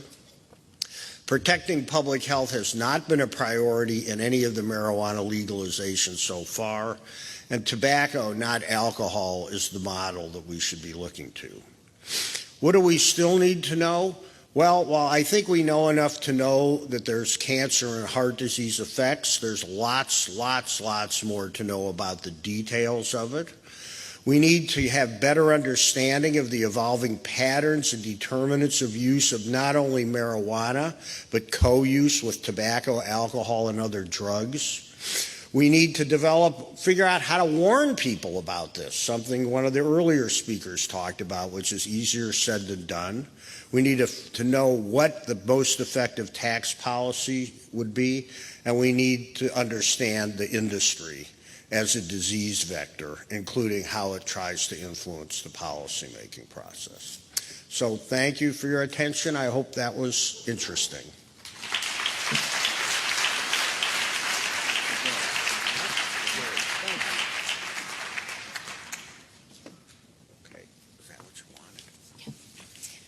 Okay, so as I said, we now are going to have two very brief presentations. The first from Rosalie and Mark to talk about the policy surveillance resources, and then the following one will be by my co-moderator, Mike Hilton, on recreational use of cannabis to be included in the alcohol policy information system.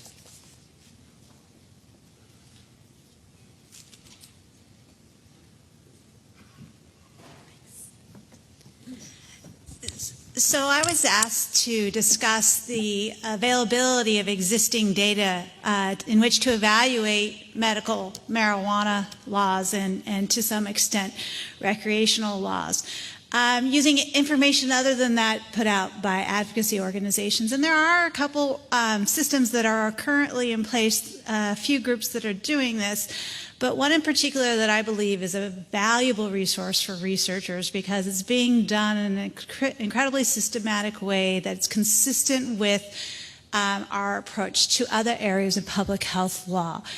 It started as part of Law Atlas, which was developed and organized, maintained by the Robert Wood Johnson Foundation, a national program to do policy surveillance in a range of public health areas. It's not limited to marijuana. In fact, it's got a whole range of policies. It's being done by lawyers at Temple University. And out of this system, which has been going and has been funded for several years now, a few years ago, NIDA had added some additional funding so that they could add to their existing system information on state laws specific to prescription drugs and medical marijuana.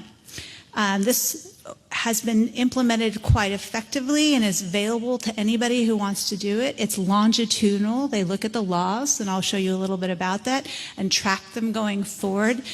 Variety of the different dimensions that I mentioned could be relevant for depending on the particular outcomes that you're looking for, and they're in a very user-friendly, research-oriented mechanism, can be downloaded by anybody.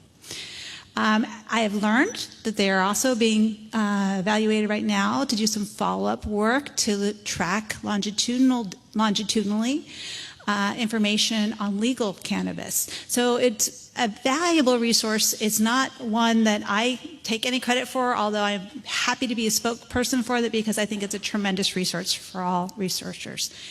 If you go to www.lawatlas.org or to the previous, the new prescription drug abuse policy system, which has now specific to medical marijuana and prescription drugs, PDAPs, what you'll find is a variety of useful tools, not just for researchers, but for policymakers alike. They take the existing laws as of a current date, and they can produce an interactive map based on any dimension that you might be interested in. In here, they're showing you the existence as of January 1st, 2016, the 24 states that have recognized medical marijuana laws. They have links to the actual legal text, so if there's aspects of these laws that you're particularly interested in that are not already reflected in their systematic database, you can look for it directly in the legal text yourself. And then they provide for you downloadable data along with a code book of each of the dimensions that they look at across the 50 states. And these are lawyers who understand public health law. They understand that when you're talking about prescription drugs or you're talking about medical marijuana, you can't just look in the health law. You also have to look in the criminal justice law for certain elements to know what the implications of changing a certain statute are given the broader framework. I'm an economist, I'm not a lawyer, and I'm immensely grateful for somebody who's willing to do this hard work for me. In the case of medical marijuana, the information that's available already in their system, depending on the year, because this is a growing system, they have information with respect to rules, laws that protect patients and what rules they're allowed, what are they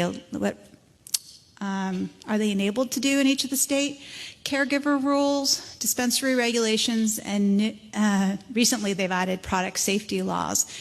What do I mean by dimensions of these things? In each one of these areas, there's detailed information identifying the specific conditions or symptoms for which patients are allowed to use in the laws for patients, requirements for becoming a qualified patient and when those can be revoked, how often do they need to be renewed, whether minors are allowed in a given state to qualify as a patient, the conditions for revocation in those instances where it's allowed by the state, how much patients are allowed to possess or cultivate once they are registered, if they're required to be registered, and whether or not the state provides local authority to have tougher laws than that adopted by the state, which, as I mentioned, is one of the key elements of implementation. With respect to caregiver laws, there's a number of different elements that can influence whether or not caregivers help create a market or just provide access to a single patient. It could be that a patient can only have one caregiver, but that one caregiver could have 50 or 100 patients under them. It could be that the one caregiver is only allowed one patient or only 3 patients. That's going to make for very different allowances within the market, and that's something that they take and track very carefully. They have restrictions on caregiver rules. If there has to be a personal relationship between the caregiver or the patient, that's a detail that might be relevant in understanding how tightly regulated or loosely regulated a state's policy is. Whether or not states get out-of-state recognition if they travel to another state and provide or carry cannabis for those purposes, the amounts that they're allowed to have, and whether or not a caregiver is allowed to charge a fee to their patient for providing the cannabis. In other words, are they going to get compensated or not? Dispensary regulations are really important in that they could define the extent to which marketing can or cannot occur, as well as prevalence and exposure to the substance by people who are not medical marijuana patients.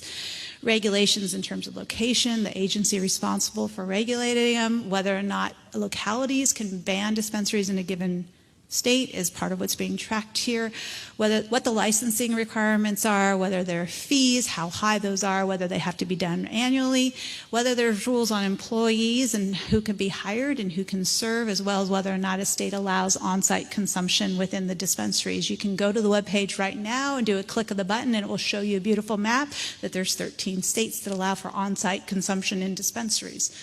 And that might be relevant for one of the outcomes you're interested in looking at. Whether or not, how and whether the dispensary is allowed to get their supply. Mark mentioned the Netherlands, where they have a retail system where it's very legal in the outdoor, but getting the marijuana to the coffee shops is completely illegal still in the Netherlands. State laws are becoming more specific with dispensaries. Do they have to grow it in their own shop, or are they allowed to buy it, and from whom are they allowed to buy it?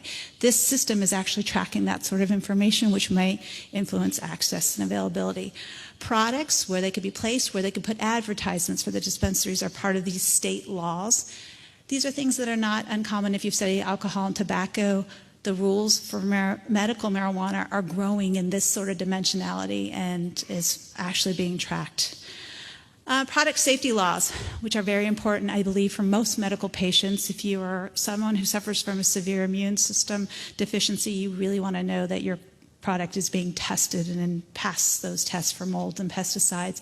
So state laws regarding contaminants, what needs to be tested, who's allowed to do the testing, what sort of restrictions exist, if it is only high CBD that's allowed to be sold, if only non-smokable forms of the products are allowed to be sold. These sort of things are being tracked right now through the PDAPS state system.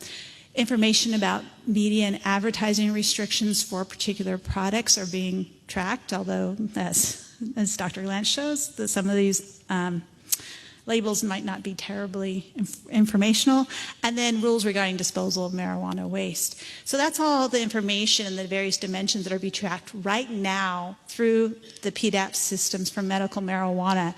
In the law atlas program, they also have currently information that's cross-sectional about the five jurisdictions that allow for recreational marijuana. Details of this right now, the things that they're tracking are minimum purchasing age, the agency that's regulating and testing requirements for the marijuana that's sold recreationally. This is recreational market again. Restrictions in terms of sales to in-state residents versus out-of-state residents, limits for driving under the influence of cannabis, licensing rules and restrictions in terms of the number of licenses or the fees associated with them for cultivation, processing, as well as retail sellers. And then taxes at all of these levels. This information, if they get funded, will continue to track over time, which makes it very useful for us as researchers to understand if these laws are becoming more lax or more restrictive over time in particular states. So if you'd like more information or like to know a little bit about the heterogeneity in the state policies that exist for medical marijuana, in particular, at least a snapshot for recreational, I encourage you to go to their brand new webpage, www.pdaps.org. Thanks.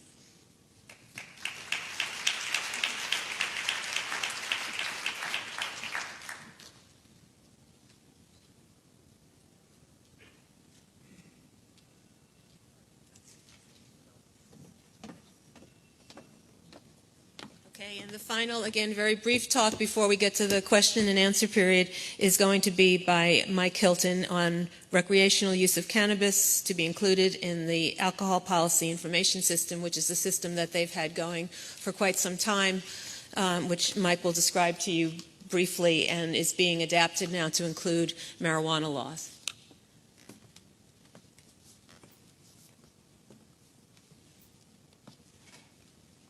I don't think I can tell a joke. So. No, I was looking forward to a joke.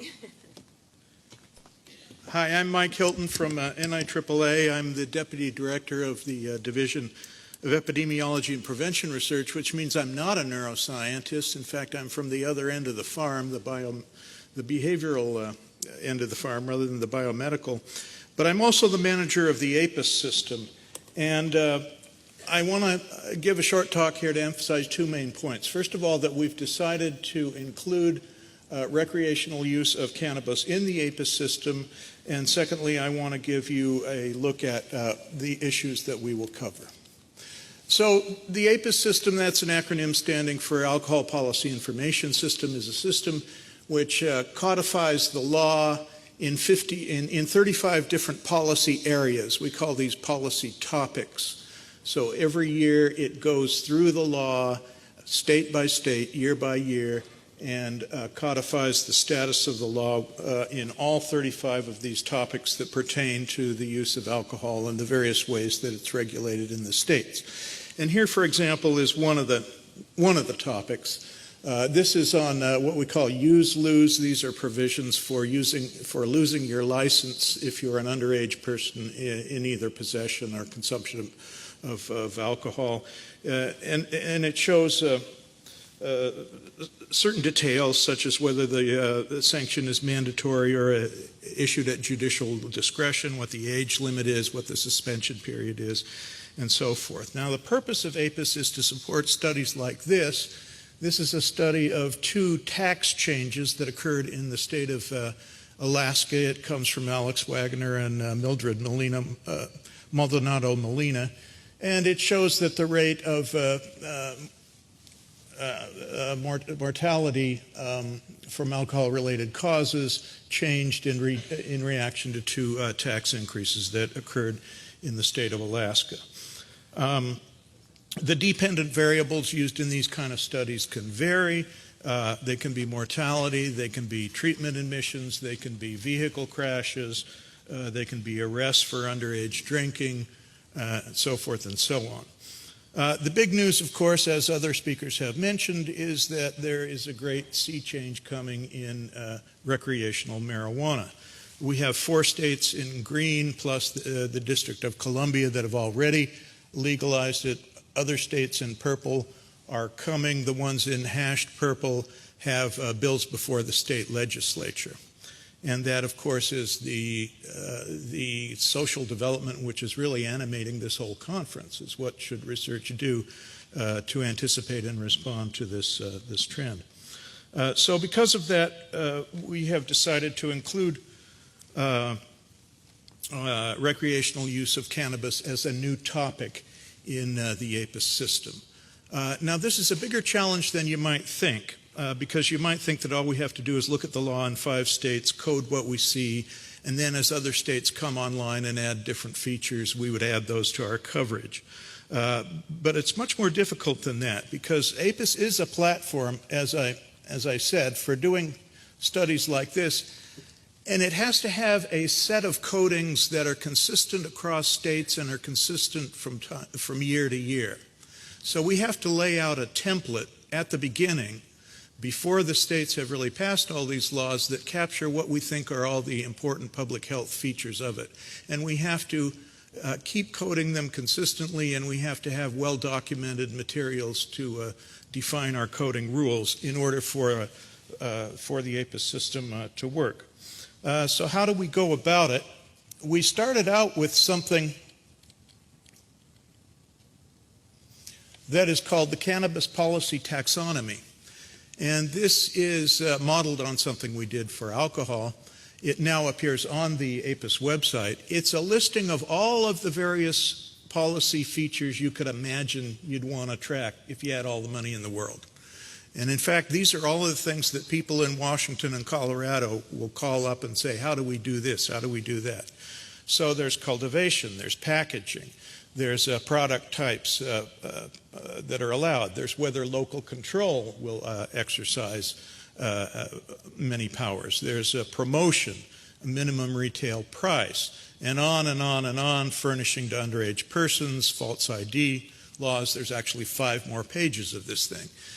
We started with that as the universe of possibilities. We used a set of criteria which we use in APIS for developing new topics. For a new topic to be useful to us, it has to be something that we expect there to be legislative activity happening, that has public health impact is demonstrated or known, that there is a feasibility of the legal research, and that fits into the overall APIS portfolio of the things we covered. We put all those through this filter. We talked to the leading alcohol policy researchers and asked them which areas of cannabis policy we should cover.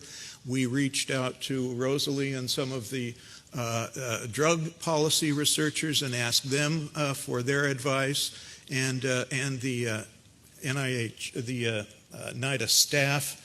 And we whittled this down to a list of 24 items, which was still too many for what we could afford to do.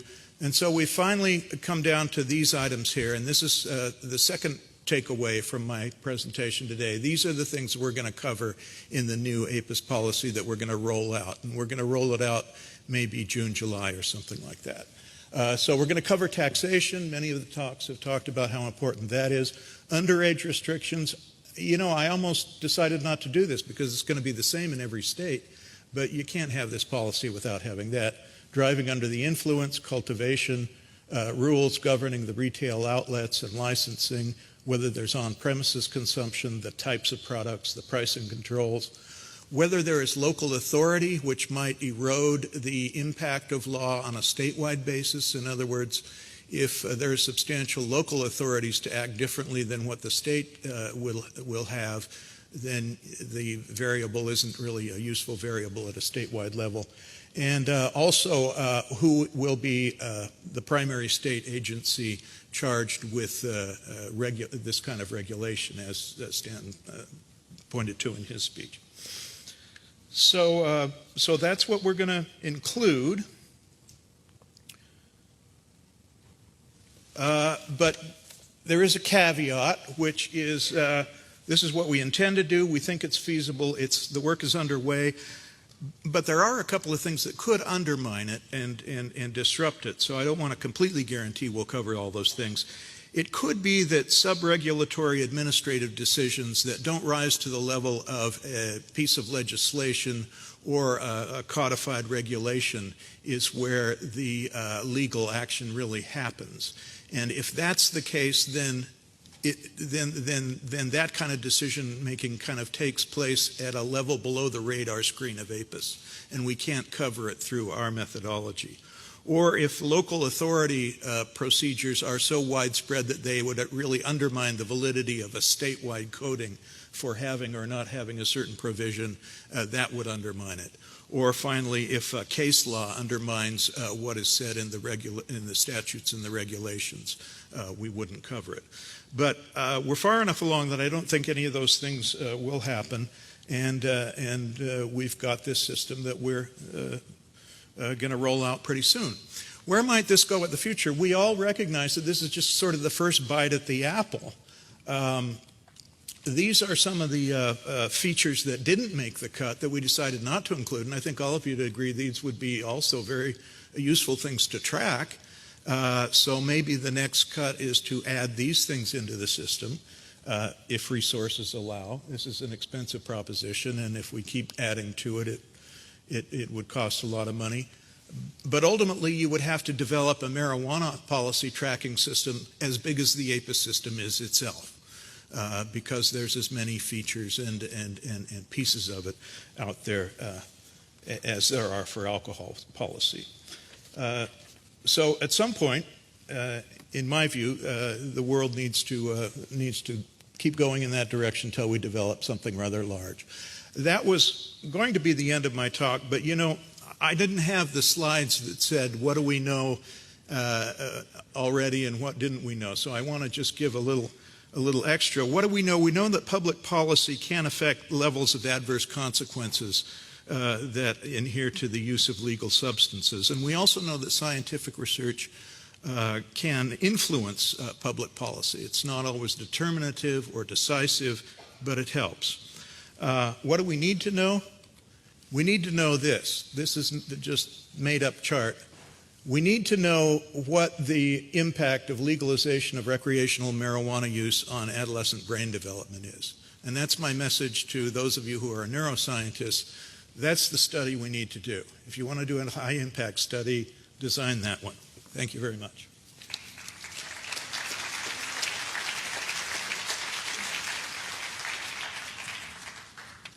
And we now move into the question and answers.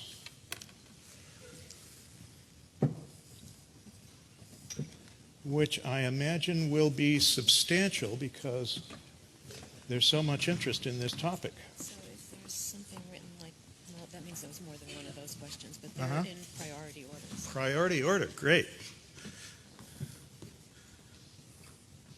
To all speakers, please discuss the experience to date with taxation of recreational marijuana.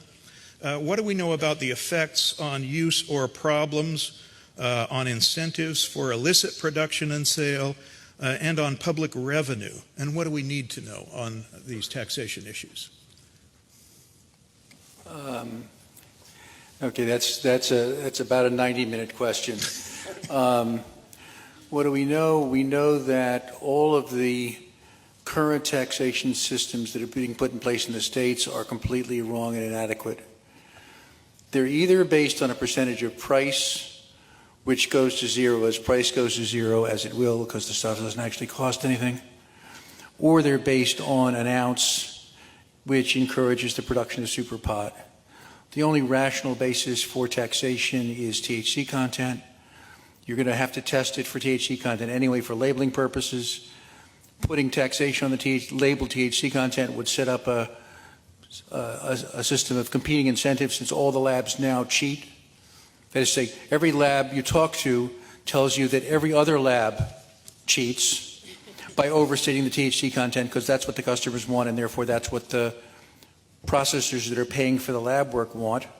Well, if they had to pay for their claim, at least that would put a cap on that.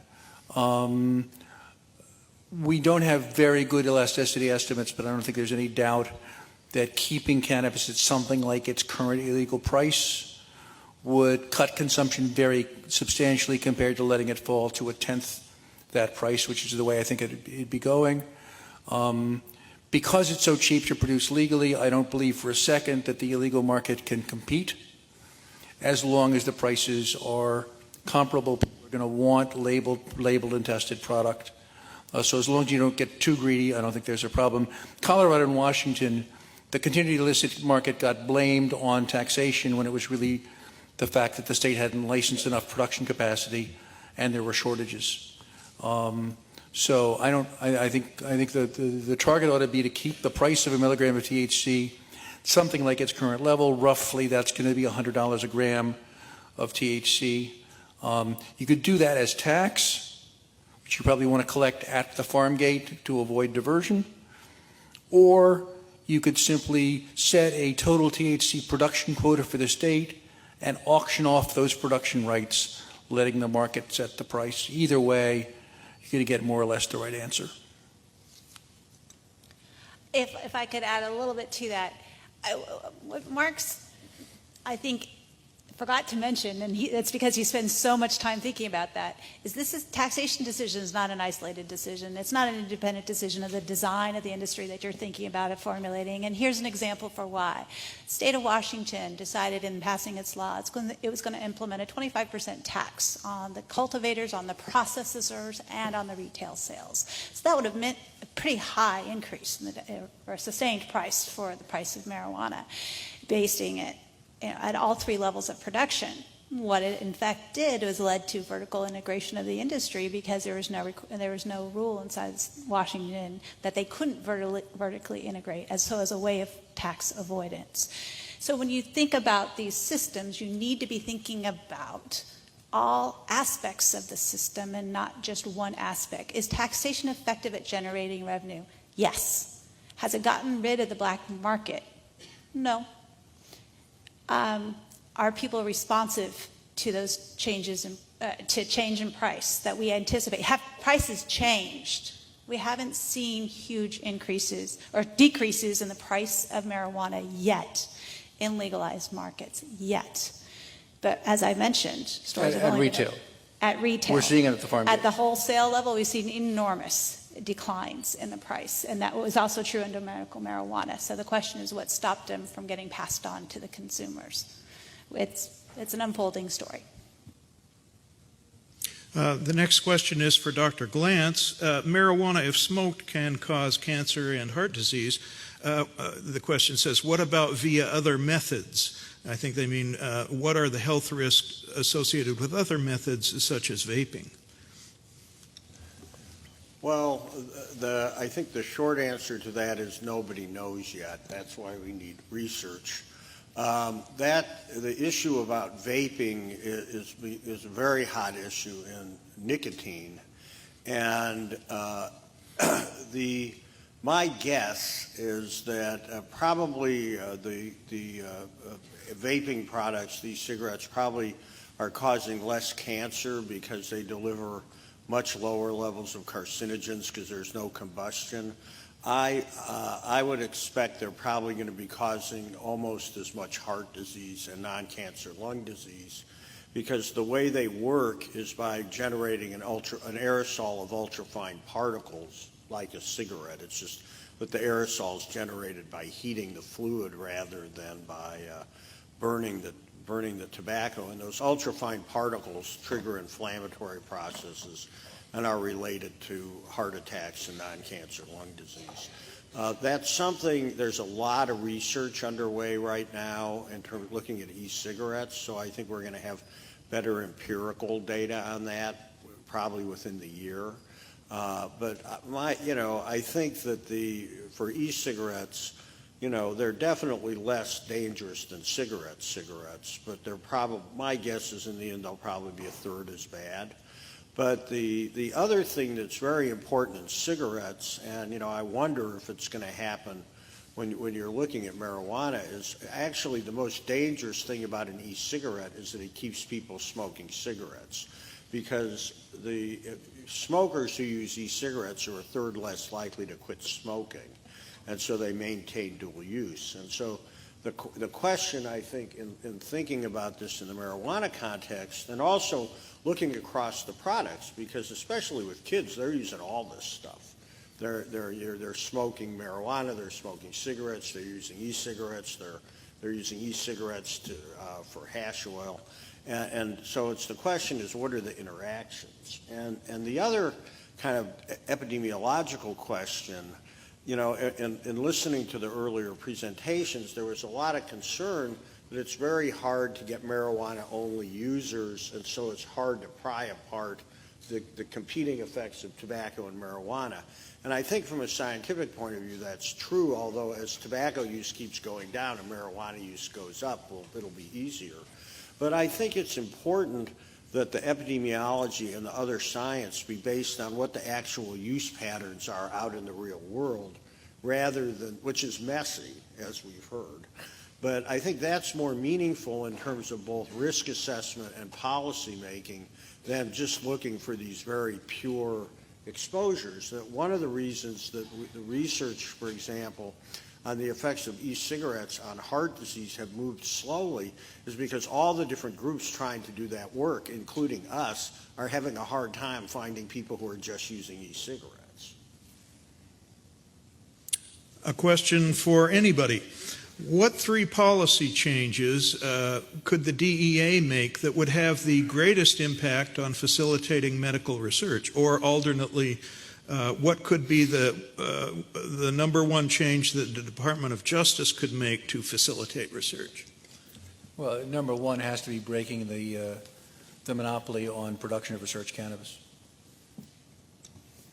I think if you listen to the presentations yesterday and looked at the level of frustration from particularly the people in Colorado, you saw it. I mean, I think it needs to be made easy to do research. Now, whether that's by granting research waivers or whatever, but like the study I mentioned where my colleague Matt Springer exposed rats to marijuana, it took him 2 years to get all the DEA approvals and get the marijuana cigarettes. Now, for those of you who've never been to San Francisco, it's about a 10-minute walk from our campus to the Haight-Ashbury.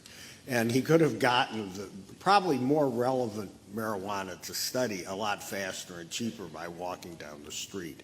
So there needs to be, and I actually think that's the most important message, frankly, to take away from this conference, is the federal government needs to figure out a way to let the people in Colorado and the other people do high-quality science to answer the full range of the questions that are being asked at this meeting, because it's almost impossible you had to do that. And I think the best thing that can come of this would be for the NIH and the FDA and the people from DEA or DOJ who are here to go just figure out a way to make it so that it's no harder to do research on the real world use of marijuana than it is to do research on the real world use of cigarettes.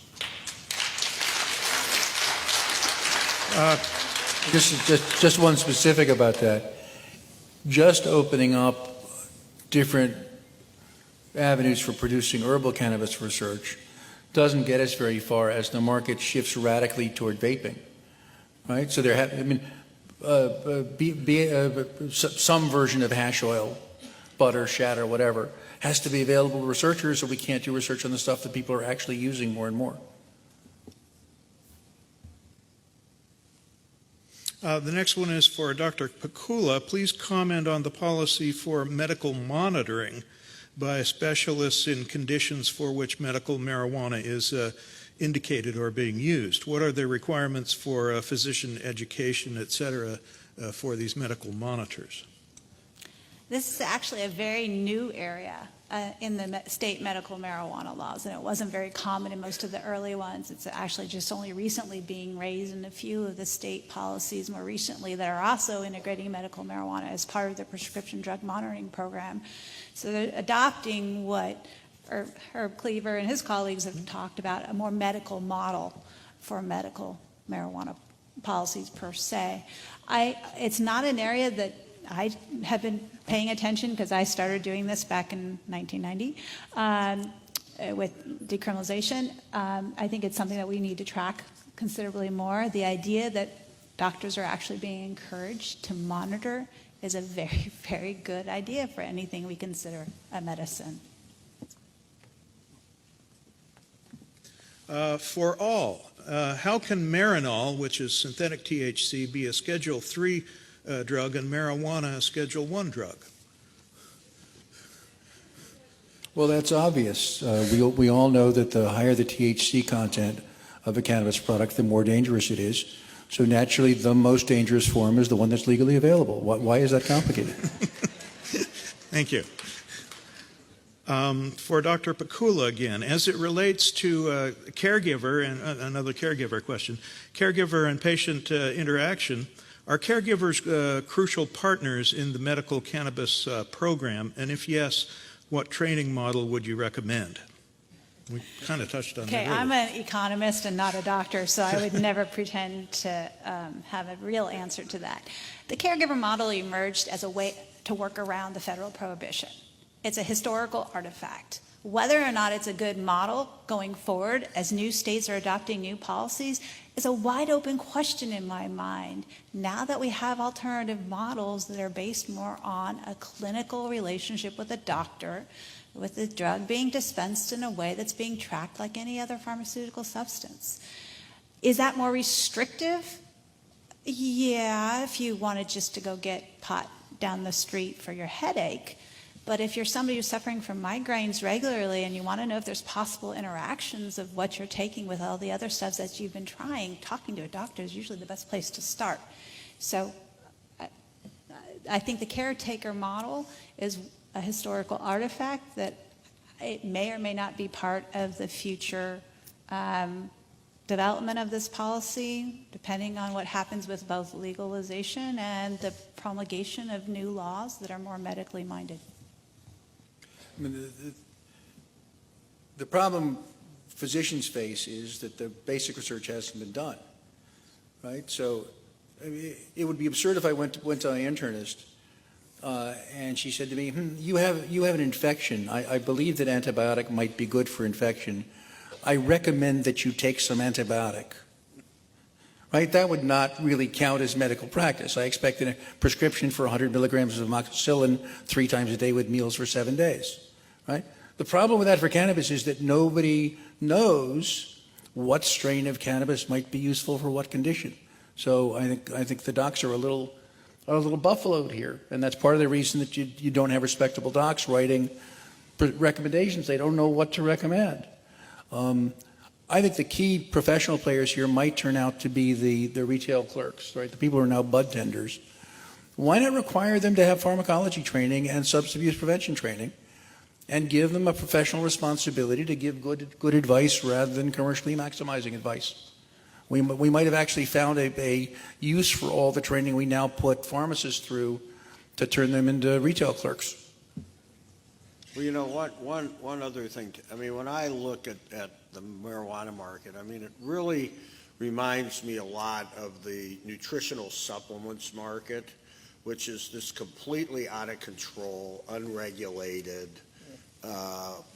rich market, politically powerful market that the FDA doesn't have any meaningful authority over, and people are making all kinds of wild-ass claims. And I think, one of the other messages to me of this meeting, but I think to make this work, some of the, the policy changes we were talking about earlier about research need to go in, is to say to people, look, I've heard enough at this meeting and knew enough before from just following this.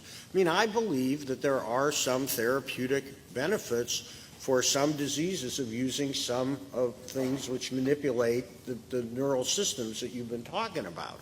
Okay? I don't think we have a few answers we heard yesterday of places where it's probably been demonstrated. And I think we need to move to a system where if somebody wants to make such a claim, they need to, A, be able to do the research in the kind of quality way that's expected of pharmaceuticals, and then they need to have a pathway for going to the FDA and getting it approved, and then the doctors and other health professionals who are using it should be able to rely on what the FDA says. And I think everything else other than that should be put into the retail market. Another thing we found in our much more limited than you're looking at the laws is that having a dual market, the retail and the medical market, is a bad idea because it's confusing. It sends the message to people that this is a medicine. It's like with if you go back 100 years, tobacco was a medicine too. And so I think that the same kind of things which could make it possible to answer the kind of research questions we've been hearing about at this meeting could also begin to create the framework where we could have rational evaluation and regulation of cannabis-based therapeutic agents, and then say to the rest of them, if you want to go buy that stuff to get high because it's fun, then that's what it is. It's something you're using for recreational use, and to stop allowing all of these crazy claims until there's some reasonable evidence to support them. But now think about the FDA process. The FDA had no problem approving Marron. It's a single molecule. You can do research on it. You can get an answer. FDA hates combinations. If it turns out that a combination of 12 of the active agents in cannabis work better than any single active agent, you're never going to get that through the FDA process. That's just not what they do. And so I think we're running into a situation where our bureaucratic rules and the scientific situation do not well match, and I don't have a prescription for that. Well, but I still think, and I've spent lots of time criticizing the FDA, I still think that would be way better than what we've got now, which is just craziness. Well, thank you very much. And thank all the speakers at this very informative session. And we hope that bureaucratic rules and scientific evidence do come into more convergence in the future.